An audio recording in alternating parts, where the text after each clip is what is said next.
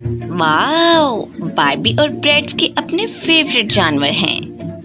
Bread के पास एक stormy नाम का खरगोश है और बार्बी के पास एक ग्लोरी नाम का चूहा। और वहाँ क्या है? ओह वाओ, ये डॉल हाउस है और वो तुम्हें बुला रही है। लेकिन हम अपने जानवरों को छोड़ के जाना नहीं चाहते।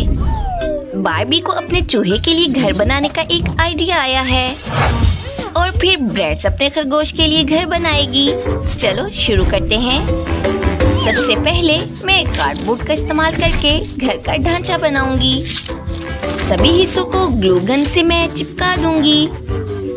दीवारें और छत होनी चाहिए और घर यकीनन 2 मंजिला होगा। ओह ग्लोरी, तुम यहाँ हो? तुम्हें ये कैसा लगा? और मैंने घर पहले ही बना लिया है, बस छत जोड़ने की जरूरत है।